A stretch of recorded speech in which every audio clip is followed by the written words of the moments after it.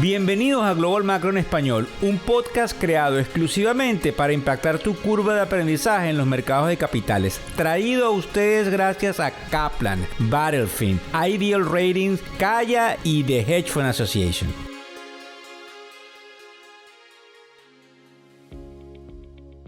Agosto del año 2023, ya ustedes saben que nosotros lunes, miércoles y viernes venimos con un podcast donde explicamos algunas de las noticias más importantes y por dónde debería ir el panorama económico. Nos sorprendió indudablemente el comportamiento del día de ayer del reporte de ganancias de la compañía Amazon. De eso vamos a estar hablando el día de hoy, también de lo que es el non-farm payroll e indudablemente una noticia que conseguimos interesante con respecto al precio de los cruceros.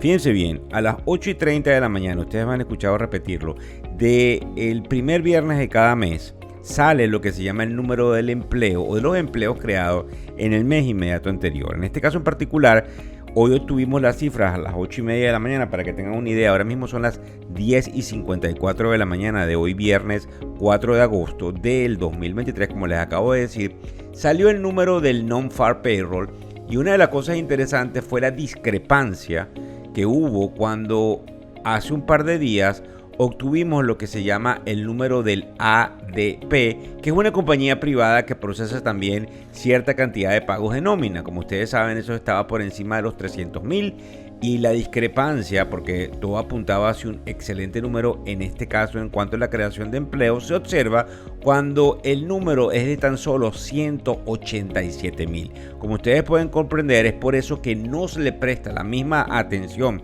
a ese número del ADP, que en algunos casos tiene alguna similitud con el número oficial del Departamento del Trabajo de los Estados Unidos, que es el que sale el primer viernes de cada mes a las 8:30 de la mañana.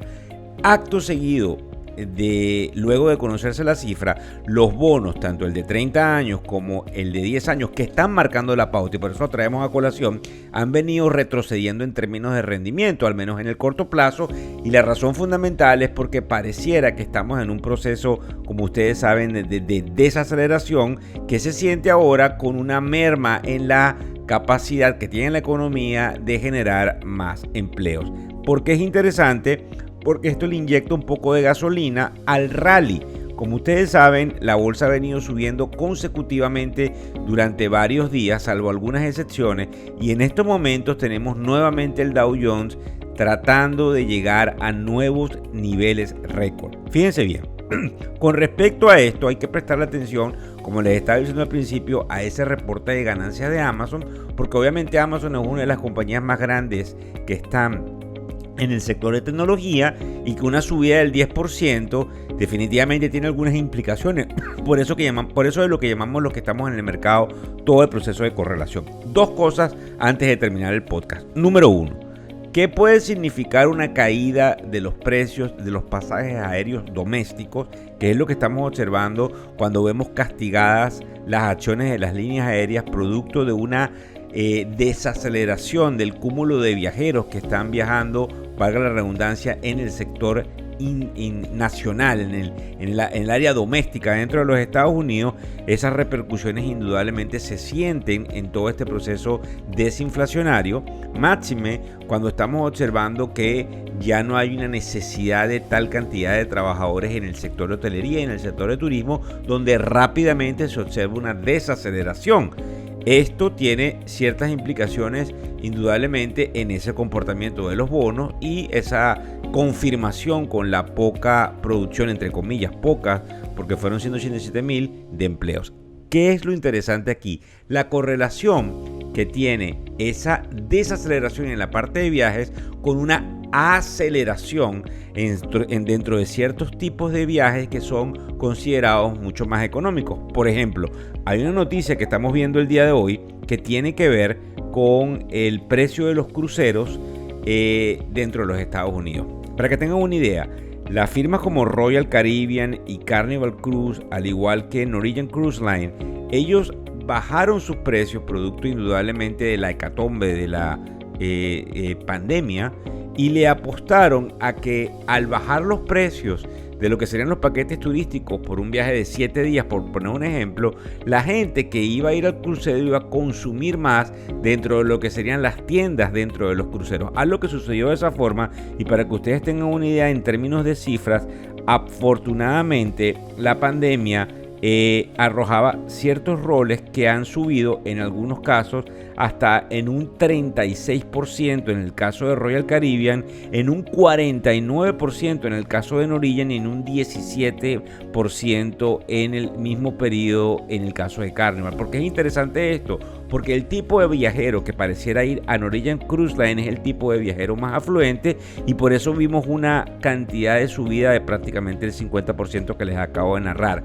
¿Qué es lo interesante que está sucediendo en la parte de los cruceros?